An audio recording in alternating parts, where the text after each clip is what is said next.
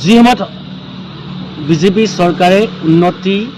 প্ৰগতি আৰু বিকাশৰ কথা কৈ আহিছে, যি সময়ত তেখেতলোকে দলং ৰাস্তা আদি বনাইছোঁ বুলি ঢোল পিটি ফুৰিছে, ঠিক সেই একে সময়তে বাৰিষা কাল অহাৰ লগে লগে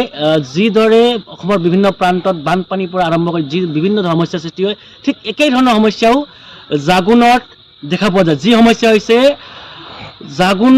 আৰু কথাচেমা সংযোগী দলং সমস্যা, যিখন দলং নোহোৱাৰ কাৰণে আজি কিন্তু সেই আঠ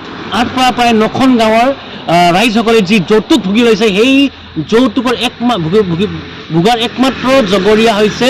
এই বিজেপি চৰকাৰ। যি চৰকাৰে বিভিন্ন সময়ত উন্নতি প্ৰগতি আৰু বিকাশৰ কথা কৈ আহিছে, কিন্তু তেখেতলোকে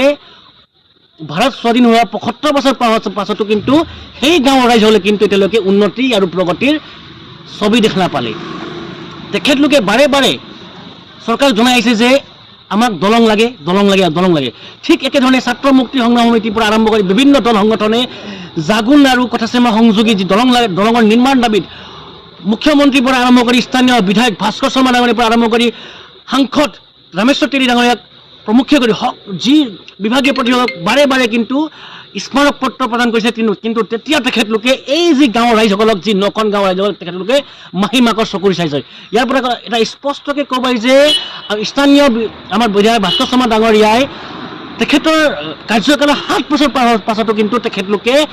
তেখেতে কিন্তু এতিয়ালৈকে এই যে জাগুন ঘাট দলঙৰ কাৰ্য নিৰ্মাণ কাৰ্য আৰম্ভ নকৰিলে। আৰু কথাটো হ'ল যে যি সময়ত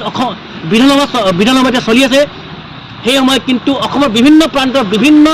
বিধায়কসকলে, মন্ত্ৰীসকলে তেখেতলোকৰ যি সমষ্টিৰ সমস্যাসমূহ, সেই সমস্যাসমূহ উত্থাপন কৰিছে। কিন্তু